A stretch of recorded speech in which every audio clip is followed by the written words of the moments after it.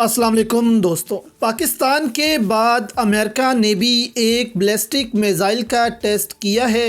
ICBM missile का test America ने किया है, जो कि एक बर्र-ए-आज़म से दूसरे बर्र-ए-आज़म को निशाना बनाने की सलाहियत रखता है। लेकिन क्यों ये टेस्ट नाकाम हो गया है, सारी डिटेल्स आपके सामने रखते हैं और इस टेस्ट से कैसे इसराइल फ़लस्तीन जंग पर असर पड़ सकता है ये भी आपको बताएंगे। साथ पाकिस्तानी मैकडॉनल्ड्स को तारीख का सबसे बड़ा नुकसान हो गया है, माफ़िया मांगने और वजाहतें देने पर मजबूर हो गए हैं। किस कदर नुकसान हुआ है ये डिटेल भी आपके सामने रखेंगे। ये टेस्ट दोस्तों अमेरिका ने किया है मिनटमैन 3 ICBM का। कैलिफोर्निया से इसको फायर किया गया और समुंदर की तरफ इसको फेंका गया था, लेकिन रास्ते में ही आप देख सकते हैं कि इसको तबाह कर दिया गया।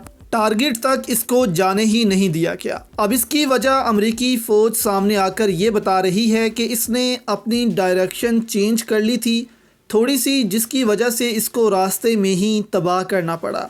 लेकिन यहाँ वो ये भी कह रहे हैं कि इससे पहले 300 दफ़ा इसको टेस्ट किया गया है, बिल्कुल एक्यूरेट निशाना था। तो यहाँ अब डरने की बात यह है कि अगर दुश्मन पर अमेरिका को ये मिसाइल चलाना पड़ गया तो उस वक्त अगर इस मिसाइल ने अपनी डायरेक्शन चेंज कर ली तो फिर क्या होगा। अगर रूस पर यहाँ पर अमेरिका ने इसको टारगेट करना है और ये गिर यूरोप पर गया तो ये एक ब्लंडर होगा अमेरिका का। इसीलिए शर्मिंदगी उठानी पड़ रही है अमेरिका को यहाँ पर। और ये टेस्ट दोस्तों अमेरिका ने पाकिस्तान और रूस के बैलिस्टिक मिसाइल टेस्ट के बाद किया है।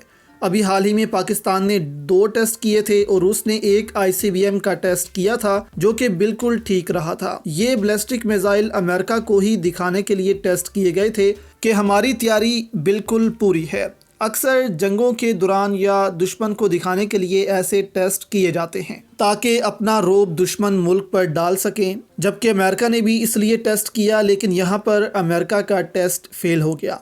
तो इससे अब आप कह सकते हैं कि रूस को बर्तरी हासिल हो गई है, रूस का रौब यहाँ बढ़ गया है, जबकि सुपर पावर अमेरिका ये टेस्ट करके दुनिया भर में जलील हो गया है। तो इसराइल फ़लस्तीन जंग में अब आप कह सकते हैं कि रूस, फ़लस्तीन, मुस्लिम ममालिक इनका पलड़ा भारी हो गया है साइकोलॉजिकली। और ऊपर से ऐसी तस्वीरें दोस्तों सामने आ रही हैं, अमेरिकी वज़ीर ख़ारजा इसराइल से होकर उर्दन जा रहे हैं, जहाज़ पर बैठे हैं और देखें कितने परेशान नज़र आ रहे हैं। अमेरिकी जो मीडिया था जहाज़ पर उनके साथ, उन्होंने ये तस्वीर क्लिक कर दी। तो यहाँ अमेरिका कोशिश कर रहा है कि जंग रुकवाई जा सके, इसराइल का वजूद ख़तरे में है, लेकिन इस चीज़ को खुद इसराइल ही नहीं समझ पा रहा और अमेरिका शदीद परेशानी का शिकार है, जबकि 14 अरब डॉलर्स अभी हाल ही में अमेरिका ने इसराइल को दे दिए हैं जंग के लिए। तो यहाँ इसराइली मौशत के साथ साथ अमेरिकी मौशत को भी नुकसान पहुँच रहा है। अब दूसरी जानिब मैकडॉनल्ड्स पाकिस्तान को अब तक का भारी नुकसान दोस्तों उठाना पड़ गया है। आपके सामने ये सारी डिटेल्स रखते हैं। फिर लुबनान की हिजबुल्लाह के सरबराह ने कल तकरीर की है, उसके जवाब में नेतन्याहू ने भी जवाब दे दिया है। क्या धमकी लगाई है इस पर भी बात करेंगे। इस वक्त आप देख सकते हैं कि मैकडॉनल्ड अपनी फ्रेंचाइजीज़ के ऊपर कलमा लिख रहा है और पेप्सी ने तो अपनी बोटल्स पर फ़लस्तीन का नाम तक छपवा दिया है। इस कदर इनको नुकसान हो रहा है। यहाँ पर डॉक्टर अरसलान खालिद कहते हैं कि मैकडॉनल्ड पाकिस्तान की सेल्स बज़ाहिर इतनी कम हो गई हैं कि इनका ड्राइव थ्रू तकरीबन खाली है। कारोबारी कंपनीज को अपने आप को इंसानी और समाजी मसाइल पर सोशल मीडिया मुहिम के असरात के बारे में मुतालिया करने की ज़रूरत है। अब ये सब देखकर मैकडॉनल्ड पाकिस्तान ने कुछ वजाहती नोट्स भी जारी किए हैं।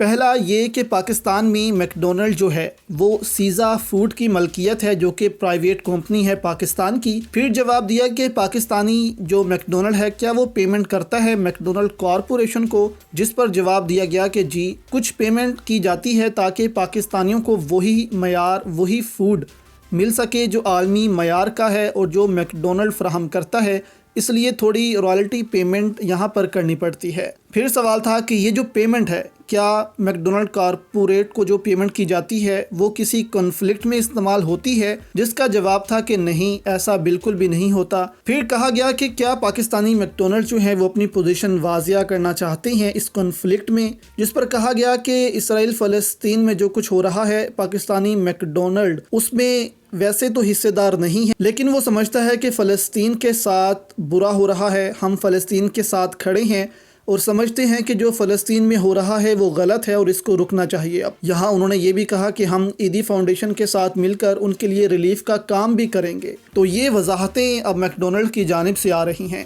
دوسری جانب حزب اللہ کے سربراہ نے کل تقریر کی ہے اور کہا کہ ہم اس جنگ میں 8 اکتوبر کو ہی شامل ہو گئے تھے اور ہم یہ جنگ سرحدی علاقوں اور عراق شام میں امریکی اڈوں پر حملہ کر کے لڑ رہے ہیں تاکہ اسرائیل کو ہم اپنی طرف رکھ سکیں اور وہ غزہ میں ساری اپنی توجہ ساری اپنی فورس استعمال نہ کر سکے۔ اب اس کے جواب میں نیتن یاہو نے کہا کہ میں لبنان میں اپنے دشمنوں کو نصیحت کرنا چاہتا ہوں کہ وہ ہمارا امتحان نہ لیں، آپ کو اس کی بھاری قیمت چکانی پڑے گی۔ تو بہت سے فرنٹس اب اسرائیل کے لیے کھلتے جا رہے ہیں جس سے نقصان اسرائیل کا ہی ہو رہا ہے۔